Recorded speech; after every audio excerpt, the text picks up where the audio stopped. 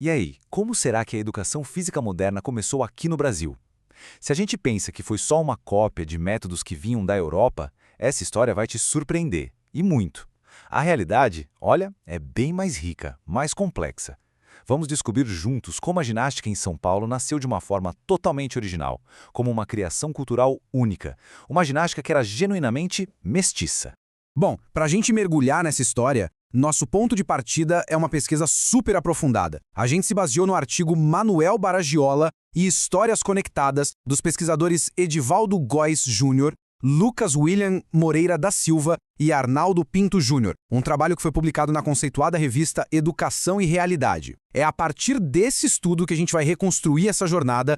Para entender de onde veio essa mistura toda, a gente precisa fazer uma viagem no tempo. Voltar para uma manhã bem específica, uma manhã que marcou o início de uma nova era para a educação e também para o corpo, lá na cidade de São Paulo.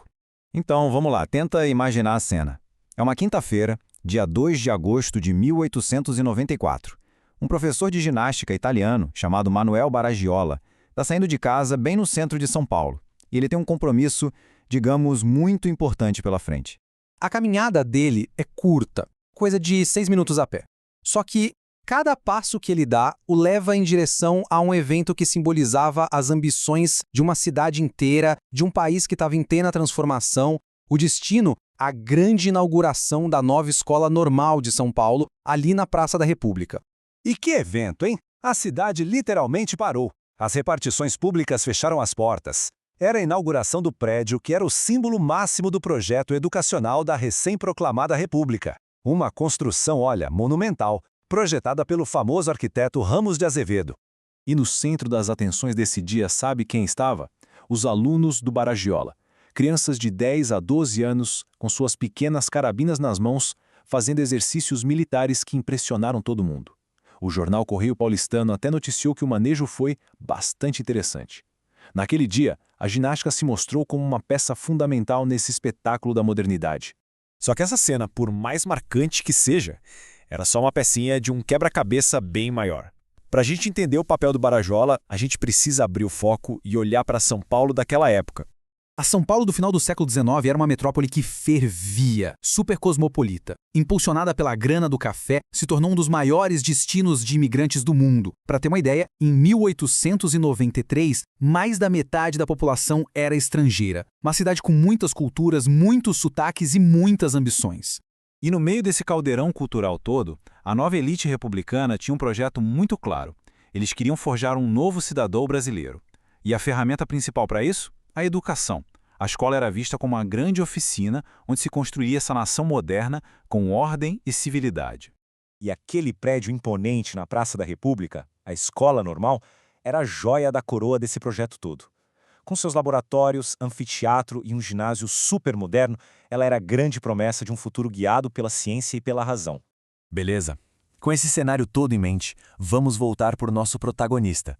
Como é que o Manuel Baragiola, um imigrante italiano, se encaixou nesse grande projeto? E qual foi a contribuição fundamental dele? Então, o Baragiola chegou da Itália em 1891. Na bagagem, ele trouxe um diploma da prestigiada Escola Magistral de Ginástica de Turim e logo foi contratado para dar aulas de ginástica e exercícios militares na Escola Normal, que era o epicentro da inovação pedagógica do Estado. Só que a realidade era um pouco mais complicada que os discursos, né? Apesar da grandiosidade do prédio novo, um relatório do próprio diretor da escola, de 1894, revelava uma absoluta falta de aparelhos para a ginástica. Ou seja, o projeto era moderno, mas os recursos eram bem escassos. E aí, diante desse problemão de ensinar ginástica sem equipamento, a resposta do Baragiola foi super inovadora. Ele resolveu criar e sistematizar. Em 1895, ele publicou o próprio manual, o Ginástica nas Aulas, um guia prático para que o método dele pudesse ser usado por qualquer professor em qualquer escola. E é aqui que a história fica fascinante de verdade. O manual do Baragiola não era só uma cópia de um método europeu. Era algo totalmente novo, uma mistura. Vamos dar uma olhada nos ingredientes dessa receita. A complexidade dessa mistura é incrível. O Baragiola combinou o lado cívico-militar da formação dele em Turim com os princípios médicos do alemão Schreiber.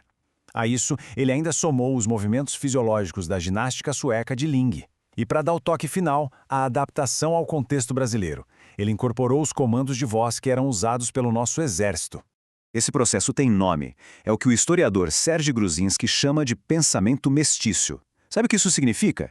Que em vez de simplesmente copiar o modelo, o Barajola funcionou como um conector, um passor, entre culturas. Ele pegou ideias de vários lugares, misturou tudo e criou uma coisa culturalmente nova, totalmente adaptada à realidade de São Paulo.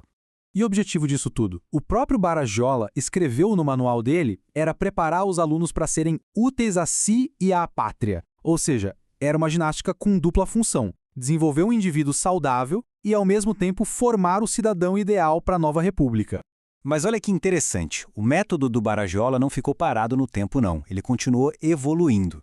Se lá em 1895 o foco era mais cívico-militar, em 1902 ele já estava defendendo a inclusão dos jogos ao ar livre, absorvendo novas tendências que vinham da Inglaterra e dos Estados Unidos. A sua ginástica mestiça estava sempre se atualizando.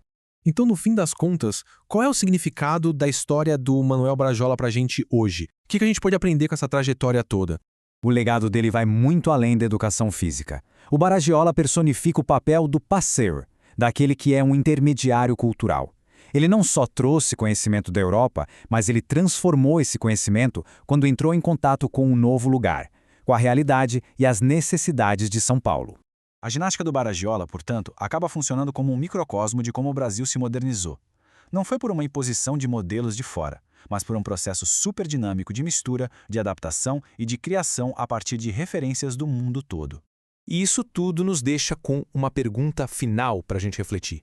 A gente analisou os manuais, os jornais, o método, mas e a experiência vivida? Como é que foi na pele, naquela São Paulo cheia de italianos, negros, portugueses e tantas outras origens? Como será que aqueles corpos de crianças sentiram de fato essa ginástica tão racional, tão cívica e tão mestiça? Essa é uma história que talvez ainda esteja para ser contada.